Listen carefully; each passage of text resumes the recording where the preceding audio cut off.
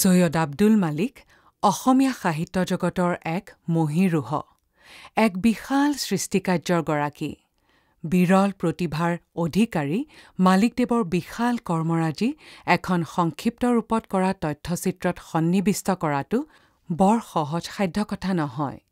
সেয়ে এইখন মালিকদেৱৰ বিষয়ে কৰা কোনো পূৰ্ণাংগ তথ্যচিত্ৰও নহয়। এগৰাকী শুভাকাংক্ষী ব্যক্তি সূৰ্য হাজৰিকাৰে সান্নিধ্য ঘটা কিছু ঐতিহাসিক মুহূৰ্ত আৰু বিষয়ৰ ভিত্তিত প্ৰস্তুত কৰা এখন সংক্ষিপ্ত তথ্যজ্ঞাপক আলেখ্যহে মাথো।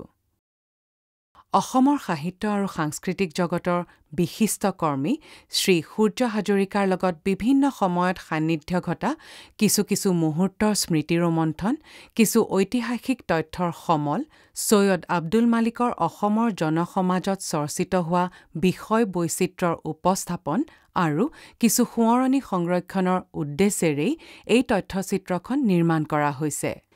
অসমীয়া সাহিত্যৰ মুকুটবিহীন সম্ৰাটস্বৰূপ সৈয়দ আব্দুল মালিকৰ বিশাল কৰ্মৰাজি আৰু জীৱন পৰিক্ৰমাৰ বিষয়ে গৱেষণালব্ধ একাধিক তথ্যচিত্ৰ নিৰ্মাণ কৰাৰ যথেষ্ট থল আছে।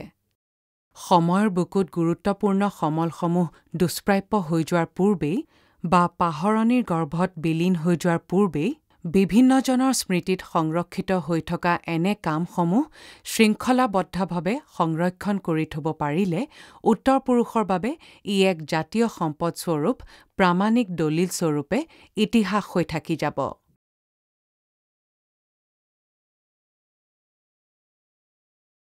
সৈয়দ আব্দুল মালিক অসমীয়া ভাষা সাহিত্যৰ লগত ওতঃপ্ৰোতভাৱে জড়িত এটি স্বয়ংসম্পূৰ্ণ নাম। অসম ভূমিৰ শ্ৰেষ্ঠ সন্তানসকলৰ অন্যতম এজন শ্ৰেষ্ঠ সন্তান। সাধাৰণ মানুহৰ দৰে জীৱন-যাপন কৰি কিন্তু অতি উচ্চ চিন্তাৰ সাধনাৰে তেখেতে অসমীয়া সমাজ আৰু সাংস্কৃতিক জীৱনলৈ যি অৱদান আগবঢ়াই থৈ গৈছে, সিয়ে অসমীয়া জাতিক চিৰদিন গৌৰৱান্বিত কৰি ৰাখিব। মালিকদেৱৰ সাহিত্য প্ৰতিভাৰ কথা নকৈ লিখি ৰাইজক জনোৱাৰ আৱশ্যক বোধ কৰোঁ নাই। কিন্তু এটা কথা উল্লেখনীয় যে সাহিত্যিক হিচাপে সৈয়দ আব্দুল মালিকদেৱৰ সামাজিক স্থান যিমান উচ্চ, এক সমাজবাদী দৰ্শন আৰু মানৱীয় আদৰ্শবাদী ব্যক্তি হিচাপেও তেখেতৰ স্থান সমানেই উচ্চ।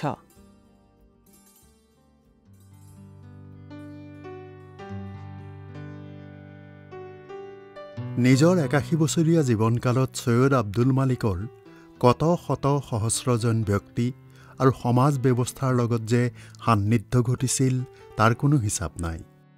১৯৫৬ চনত সূৰ্য হাজৰিকাৰ জন্মৰ সময়তে সৈয়দ আব্দুল মালিকৰ সান্নিধ্য ঘটিছিল অসমৰ অগ্ৰণী প্ৰকাশন প্ৰতিষ্ঠান বাণী মন্দিৰৰ লগত।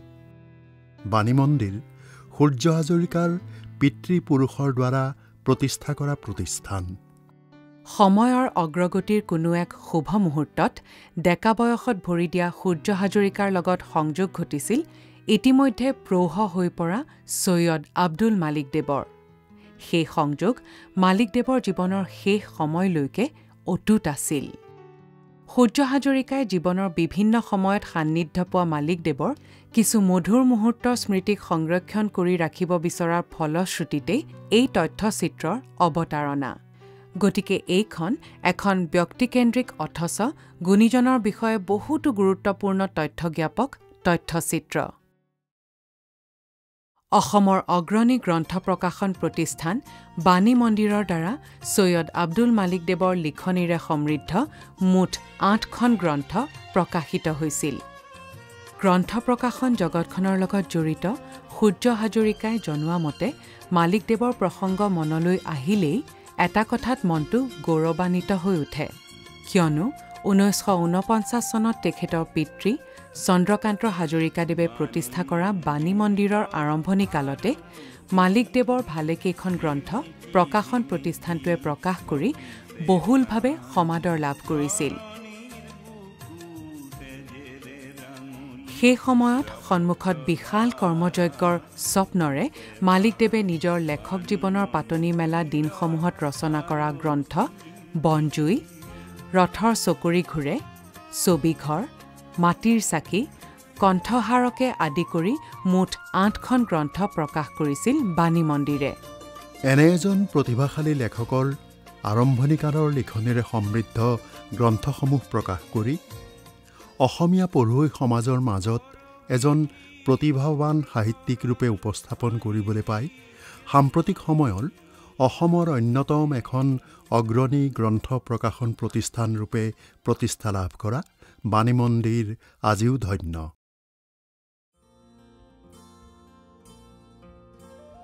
1935 চনত আবাহন আলোচনীত গল্পৰ যোগে আত্মপ্ৰকাশ কৰা মালিকে 16 বছৰ বয়সৰ পৰা প্ৰায় 5 দশক কালজুৰি সাহিত্য ক্ষেত্ৰখনত বিচৰণ কৰে। তথ্যজ্ঞাপকসকলে কয়, সৈয়দ আব্দুল মালিকে প্ৰায় 2,500ৰো অধিক গল্প লিখি থৈ গৈছে। গৱেষকসকলৰ বাবে মালিকদেৱৰ বিস্তীৰ্ণ সৃষ্টি সম্ভাৰৰ বিষয়ে বিভিন্ন দিশ বিশ্লেষণ কৰি গৱেষণা কৰাৰ যথেষ্ট থল ৰৈ আছে।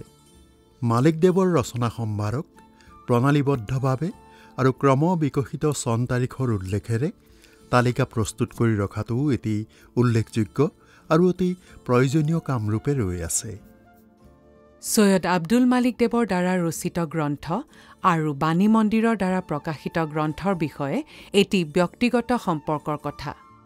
37 বছৰ বয়সত 1956 খ্ৰীষ্টাব্দত মালিকদেৱে ৰচনা কৰা বনজুই উপন্যাসখনৰ লগত শ্ৰী সূৰ্য হাজৰিকাই নিজৰ জীৱনৰ এক সম্পৰ্ক বিচাৰি পাইছিল, কিয়নো শ্ৰী হাজৰিকাৰ জন্মৰ বৰ্ষটিত ৰচনা কৰা সেই উপন্যাসখন 1958 চনত প্ৰকাশ কৰিছিল তেখেতৰ পিতৃদেৱৰ গ্ৰন্থ প্ৰকাশন প্ৰতিষ্ঠান বাণী মন্দিৰে। অসমীয়া ভাষা সাহিত্যৰ কাণ্ডাৰী পুৰুষ সৈয়দ আব্দুল মালিকদেৱৰ লগত শ্ৰী সূৰ্য হাজৰিকাৰ গঢ় লোৱা সম্পৰ্ক সময়ৰ গতিত দৃঢ়তৰ হৈ উঠিল। বাণী মন্দিৰৰ দ্বাৰা প্ৰকাশিত মালিকদেৱৰ আন এখন উপন্যাস হ'ল কণ্ঠহাৰ। কণ্ঠহাৰৰ বিষয়বস্তু সম্পৰ্কে তেখেতে লিখিছিল, এটা সৰু মানুহে অন্য এটা সৰু মানুহৰ বিষয়ে কোৱা এটা সৰু কাহিনী, আৰু একো নহয়।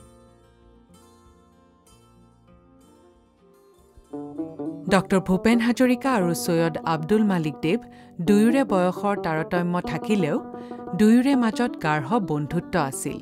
এসময়ত ডক্টৰ হাজৰিকাদেৱে বিন্দু নামেৰে এখন মাইক্ৰমিনি অসমীয়া আলোচনী সম্পাদনা কৰি প্ৰকাশ কৰিছিল। 1970 চনত প্ৰকাশিত বিন্দু আলোচনীত সৈয়দ আব্দুল মালিকদেৱেও সহযোগ কৰিছিল। আলোচনীখন সূৰ্য হাজৰিকাই সুন্দৰকৈ সংৰক্ষণ কৰি ৰাখিছে। অসম সাহিত্য সভাৰ জন্মৰ 2 বছৰ পাছত জন্ম লাভ কৰা সৈয়দ আব্দুল মালিকদেৱে অসম সাহিত্য সভাৰ 44তম বাৰ্ষিক অধিৱেশনত সভাপতিৰূপে নিৰ্বাচিত হৈ সভাক নেতৃত্ব দিছিল। 1977 চনত অভয়াপুৰীত বহা সেই অধিৱেশনত সূৰ্য হাজৰিকাই সভাত সৈয়দ আব্দুল মালিকদেৱে প্ৰদান কৰা সেই ভাষণটিৰ বাণীবদ্ধ ৰূপ সযতনে সংৰক্ষণ কৰি ৰাখিছিল। সেই দুৰ্লভ আৰু দুষ্প্ৰাপ্য ভাষণটিৰ কিয়দংশ এই তথ্যচিত্ৰত সন্নিৱিষ্ট কৰা হৈছে। ভাষণত মালিকদেৱে কৈছিল, মই সদায় মনত ৰাখোঁ যে প্ৰথমতে গল্পটো গল্প হ'ব লাগিব আৰু পাঠকক সেই গল্প হিচাপে আকৰ্ষণ কৰিব লাগিব, আৰু পাঠকে তাৰ পৰা কিবা বক্তব্য কিবা বাণী বিচাৰি পায় নাপায় সেইটো পাঠকৰ কথা। নতুন দৈনিক আৰু প্ৰতিধ্বনিত প্ৰকাশৰ বাবে প্ৰদত্ত গল্প, উপন্যাস আদিৰ সন্দৰ্ভত দুআষাৰ। মালিকদেৱৰ লগত সূৰ্য হাজৰিকাৰ সম্পৰ্ক ক্ৰমান্বয়ে গাঢ় হৈ উঠিছিল। মালিকদেৱৰ সান্নিধ্যই তেখেতক ইতিবাচক দৃষ্টিভংগীৰে জীৱন যুঁজত অৱতীৰ্ণ হোৱাত বিশেষভাৱে সহায় কৰিছিল। এটা সময়ত সূৰ্য হাজৰিকাই ডক্টৰ ভূপেন হাজৰিকাদেৱৰ সম্পাদনাত প্ৰতিধ্বনি নামৰ এখন আলোচনী প্ৰকাশ কৰিছিল। আলোচনীখনৰ সহযোগী সম্পাদক ৰূপেও আছিল শ্ৰী হাজৰিকা। প্ৰতিধ্বনি আলোচনী প্ৰকাশৰ সময়ত হাজৰিকা নতুন দৈনিক নামেৰে এখন বাতৰি কাকত প্ৰকাশনৰ কামত ব্ৰতী হৈ আছিল। শ্ৰী হাজৰিকাই সেই দায়িত্বভাৰ বহন কৰি থকা সময়ছোৱাত মালিকদেৱ গুৱাহাটীলৈ আহিলে তেখেতৰ কাৰ্যালয়ত পাক এটা মাৰিছিল। কেতিয়াবা এনেকুৱাও হৈছিল, হাজৰিকাৰ পৰা কোনো চিঠি পত্ৰ নাপালেও বা যোগাযোগ নকৰিলেও তেখেতে নতুন দৈনিকৰ কাৰ্যালয়ত পাক এটা মাৰিছিলহি। কোটৰ জেপত বা বেগত প্ৰতিবাৰেই প্ৰকাশৰ বাবে লৈ আহিছিল একোটি গল্প বা উপন্যাসৰ পাণ্ডুলিপি। ছাৰ, আমালৈ কি লৈ আনিছে? এইবুলি হাজৰিকাই সোধাৰ লগে লগে মালিকদেৱে তেখেতৰ স্বভাৱসুলভ সুৰত তপৰাই কৈছিল, মই জানো নহয় তুমি এইবিলাক ক'বা বুলি, আৰু মিচিকীয়া হাঁহিৰে উলিয়াই দিছিল একোটিকৈ লিখনিৰ পাণ্ডুলিপি। অসম সাহিত্য সভাই 1997 খ্ৰীষ্টাব্দত ছৈয়দ আব্দুল মালিক দেৱলৈ সভাৰ অন্যতম প্ৰধান সন্মানীয় বিভূষা সাহিত্যাচাৰ্য আগবঢ়াইছিল। সৌভাগ্যক্ৰমে সেই সভাত অসম সাহিত্য সভাৰ এজন সক্ৰিয় সদস্যৰূপে সূৰ্য হাজৰিকাও উপস্থিত আছিল। অনুষ্ঠানটিৰ ফটো লৈছিল। সেই ফটোসমূহ এতিয়া ইতিহাস হৈ পৰিল। ফটোসমূহে এতিয়া ইতিহাসৰ সাক্ষ্য বহন কৰি আছে। ধন্য নৰতনু ভাল। সমন্বয়ৰ প্ৰতীক হিচাপে মালিকদেৱক অসমীয়া জাতিয়ে সৰ্বকালৰ বাবে শ্ৰদ্ধা কৰিবলগীয়া আন এটা দিশ হ'ল মহাপুৰুষ শ্ৰীমন্ত শংকৰদেৱ, শ্ৰী শ্ৰী মাধৱদেৱ আৰু আজান ফকীৰৰ আদৰ্শৰ যি সমন্বয়, তাক তেখেতে নিজ কৰ্মেৰে ফঁহিয়াই থৈ গৈছে। গুণীয়েহে গুণীৰ গুণ বুজাৰ দৰে মহাপুৰুষ দুজনাৰ গুণ গৰিমাক মাধ্যমৰূপে লৈ মহাপুৰুষ শ্ৰীমন্ত শংকৰদেৱৰ জীৱন পৰিক্ৰমাৰ অৱলম্বনত ৰচনা কৰি থৈ গৈছে ধন্য নৰতনু ভাল শীৰ্ষক গ্ৰন্থ। গ্ৰন্থৰ আৰম্ভণি পৃষ্ঠাতে গুৰুজনাৰ প্ৰপন্ন শিষ্য মহাপুৰুষ শ্ৰী শ্ৰী মাধৱদেৱে নামঘোষাত উল্লেখ কৰা বক্তব্য এষাৰ অৰ্থবহ ৰূপত উদ্ধৃতি কৰিছে। অধমে কেৱল দোষ লবয়, মধ্যমে গুণ দোষ লবে কৰিয়া বিচাৰ। উত্তমে কেৱলে গুণ লবয়, উত্তমে অল্প গুণ কৰয় বিস্তাৰ। শ্ৰীমন্ত শংকৰদেৱে ভক্তি ৰত্নাকৰ গ্ৰন্থত ভাৰত ভূ প্ৰশংসা অধ্যায়ৰ 10 নম্বৰ পংক্তিত লিখিছিল, আ পুনৰ্জন্মনি জন্মলাভতে ভাৰতে নৰঃ তদয়ঃ কৰতি বিফলাংশ স্বেচ্ছা সৰ্বজন্তুষু। সেই কথাংশৰ প্ৰেৰণাৰে উদ্বুদ্ধ হৈ মহাপুৰুষ শ্ৰী শ্ৰী মাধৱদেৱে ৰচনা কৰিছিল দয়াৰ ঠাকুৰ হৰি যদুমণি ঐ ৰাম শীৰ্ষক বৰগীতটি। কলিকালৰ মাহাত্ম্য বৰ্ণনাৰ লগতে এই কালত ভাৰতবৰ্ষত জন্ম হোৱা মনুষ্যক ধন্য বুলি কৈ এক প্ৰকাৰৰ ভাৰত বন্দনাৰ ঐতিহাসিক উক্তি প্ৰকাশ কৰি লিখিছিল, ধন্য ধন্য কলিকাল, ধন্য নৰতনু ভাল, ধন্য ধন্য ভাৰত বৰিষ। অসমৰ ইতিহাসত সৰ্বকালৰ সৰ্বোত্তম ব্যক্তিৰূপে স্বীকৃত মহাপুৰুষ শ্ৰীমন্ত শংকৰদেৱৰ জীৱনৰ আধাৰত লিখা উপন্যাসখনৰ নাম গুৰুজনাৰ লিখনিৰ পৰাই তুলি আনি ধন্য নৰতনু ভাল ৰূপে নামাংকিত কৰে ছৈয়দ আব্দুল মালিকদেৱে। অসমীয়া সাহিত্যৰ নক্ষত্ৰ ৰূপে খ্যাত ছৈয়দ আব্দুল মালিকদেৱে শ্ৰী শ্ৰী মাধৱদেৱৰ জীৱনৰ আধাৰতো ৰচনা কৰে প্ৰেম অমৃতৰ নদী নামৰ উপন্যাসখন। খোসা এফাঁকিৰ ভিত্তিতেই মালিকদেৱে এই গ্ৰন্থখনৰ নাম উদ্ধৃত কৰি আনিছে। মহাপুৰুষ শ্ৰীমন্ত শংকৰদেৱে বৈকুণ্ঠৰ পৰা হৰি নামৰ মহিমাযুক্ত ৰস পৃথিৱীলৈ বোৱাই আনি কলিকালৰ লোকসমাজক দি বৈকুণ্ঠগামী মুক্তিপথৰ সন্ধান দিয়াৰ বিষয়ে ব্যক্ত কৰিছে এনেদৰে, হৰি নামৰ ৰসে বৈকুণ্ঠ প্ৰকাশে প্ৰেম অমৃতৰ নদী হে শ্ৰীমন্ত শংকৰে পাৰ ভাঙি দিলা বহে ব্ৰহ্মাণ্ডক ভেদী হে। আনহাতে আজান ফকীৰৰ জিকিৰ আৰু জাৰি সংকলন কৰি গ্ৰন্থকাৰে পঢ়ুৱৈ ৰাইজৰ হাতত তুলি দি এটি অমূল্য সম্পদ সংৰক্ষণ কৰিলে। এইসমূহ কৰ্ম সম্পাদন কৰি অসমীয়া সংস্কৃতিৰ মূল ভঁৰালটি টনকিয়াল কৰি থৈ গৈছে আব্দুল মালিক দেৱে। অসমৰ জাতীয় জীৱনৰ সৰ্বজনমান্য মহাপুৰুষ শ্ৰীমন্ত শংকৰদেৱ। গুৰুজনাৰ বৰ্ণাঢ্য জীৱনৰ ভিত্তিত ছৈয়দ আব্দুল মালিক দেৱে ৰচনা কৰা ধন্য নৰোতনোফাল গ্ৰন্থৰ অৱলম্বনত সূৰ্য হাজৰিকাই মহাপুৰুষ গুৰুজনাক বিশ্বৰ বিভিন্ন প্ৰান্তৰত বাস কৰা ভাৰতীয় লোকৰ সুবিধাৰ্থে হিন্দী ভাষাত মুঠ ৮টা খণ্ডত এখন ধাৰাবাহিক নিৰ্মাণ কৰি দূৰদৰ্শনযোগে সম্প্ৰচাৰ কৰিছিল।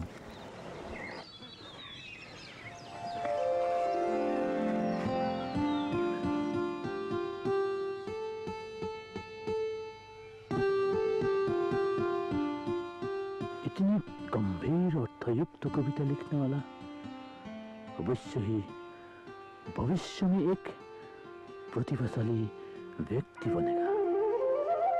शंकर, पढ़ो तो।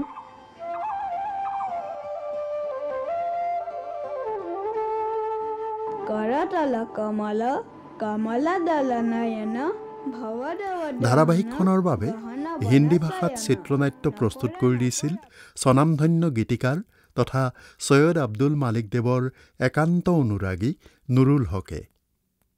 ধাৰাবাহিকখন যথাসময়ত গুৱাহাটীৰ PPC নৰ্থ ইষ্ট কেন্দ্ৰৰ পৰা 2005 চনত সম্প্ৰচাৰিত হৈছিল। সম্প্ৰতি ধাৰাবাহিকখনৰ কেছেটসমূহ DD অসম গুৱাহাটীৰ অভিলেখাগাৰত সংৰক্ষিত হৈ আছে। আগ্ৰহী শ্ৰোতা দৰ্শকে অনুৰোধ কৰিলে নিশ্চয় সংশ্লিষ্ট কৰ্তৃপক্ষই পুনৰ প্ৰচাৰ কৰাৰ ব্যৱস্থা কৰাৰ অৱকাশ আছে। 2000 চন পৃথিৱীৰ বুকুত বিংশ শতাব্দীয়ে মেলানি মাগি একবিংশ শতিকাক আদৰণি জনোৱাৰ সন্ধিক্ষণ। সেই সন্ধিক্ষণতে অসম সাহিত্য সভাৰ কেন্দ্ৰীয় কাৰ্যালয় যোৰহাটৰ চন্দ্ৰকান্ত সন্দিকৈ ভৱনত অনুষ্ঠিত কৰা হৈছিল অসম সাহিত্য সভাৰ বিশেষ বাৰ্ষিক অধিৱেশন। সভাৰ আৰম্ভণিতে পতাকা উত্তোলন অনুষ্ঠানত সমবেত হৈছিলহি অসমৰ বিভিন্ন প্ৰান্তৰ পৰা অহা সাহিত্যপ্ৰেমী অগণন ৰাইজ। সূৰ্য হাজৰিকাই তেতিয়া অসমৰ সাহিত্য সভাৰ ইতিহাস সম্বলিত চিৰ চেনেহী মোৰ ভাষা জননী নামেৰে এখন তথ্যচিত্ৰ নিৰ্মাণৰ বাবে চিত্ৰগ্ৰহণৰ কামত ব্যস্ত আছিল। মালিক দেৱে সেইখিনি সময়ত নিজৰ ভাষণ প্ৰদান কৰিবলৈ বুলি মাইকটো হাতত লৈ বক্তৃতাৰ পৰিৱৰ্তে নিজৰ ৰচিত এটি কবিতাৰ আবৃত্তিহে আৰম্ভ কৰা দেখিলে। কবিতাটি আছিল জীৱনে মৰণে মই চিৰদিন অসমীয়া। শ্ৰী হাজৰিকাই সমগ্ৰ দৃশ্যটো কেমেৰাত ধৰি ৰাখিলে।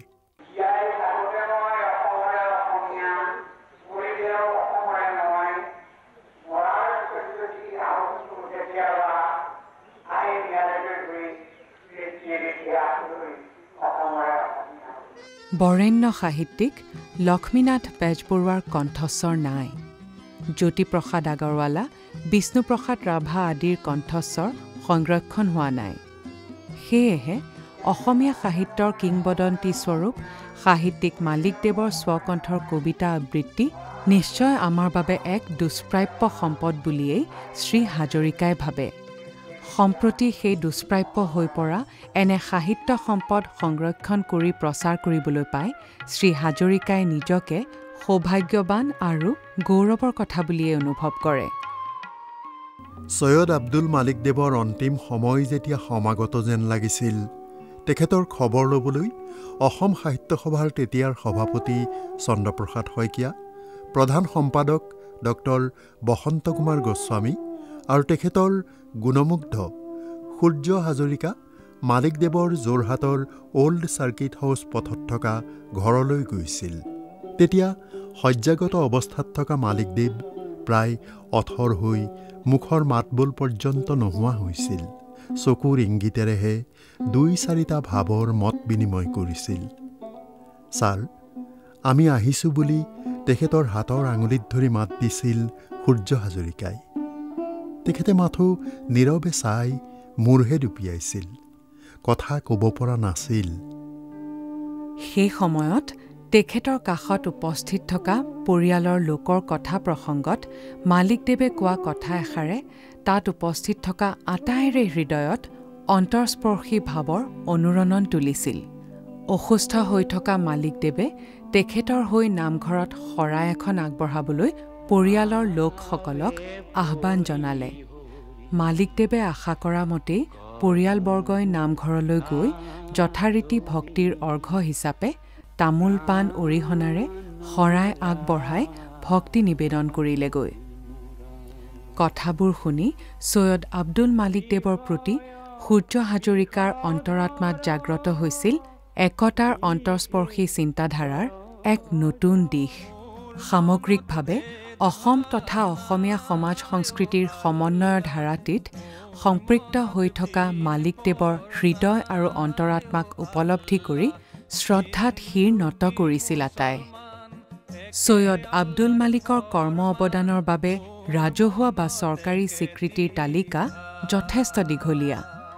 1965 চনত ছোভিয়েট দেশ নেহৰু বঁটা, 1972 চনত সাহিত্য অকাডেমী বঁটা, 1981 চনত পশ্চিমবংগ চৰকাৰৰ তথ্য আৰু জনসংযোগ বিভাগৰ পূব ভাৰত সংস্কৃতি সংহতি বঁটা, 1984 চনত ভাৰত চৰকাৰৰ পৰা পদ্মশ্ৰী, 1988 চনত ডিব্ৰুগড় বিশ্ববিদ্যালয়ৰ পৰা ডি.লিট, 1992 চনত ভাৰত চৰকাৰৰ পৰা পদ্মভূষণ,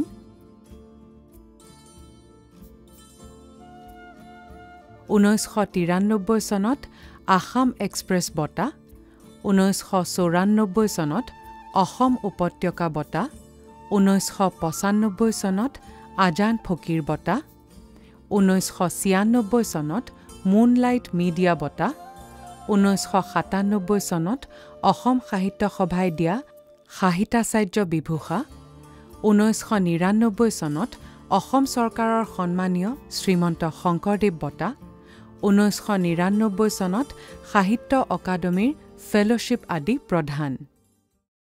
অসমীয়া সাহিত্যৰ সকলো অংগ স্পৰ্শ কৰা ছৈয়দ আব্দুল মালিকক এটি উজ্জ্বল জ্যোতিষ্ক সদৃশ বিভূষা প্ৰদান কৰা হওক। 1977 চনত অসম সাহিত্য সভাৰ সভাপতিৰ পদ অলংকৃত কৰা ছৈয়দ আব্দুল মালিকক এটি উজ্জ্বল জ্যোতিষ্ক সদৃশ বিভূষাৰে বিভূষিত কৰিলেহে অসমীয়া জাতীয় জীৱনত সৰ্বকালৰ বাবে এটি স্বকীয় পৰিচয়ৰে তেখেত স্মৰণীয় হৈ থাকিব। এই ক্ষেত্ৰত এটি একক বৈশিষ্ট্য বিভূষাৰে বিভূষিত কৰিলে ভৱিষ্যত প্ৰজন্মৰ বাবেও তেখেত নিশ্চয় নমস্য ব্যক্তিৰূপে স্বমহিমাযুক্ত হৈ জিলিকি থাকিব।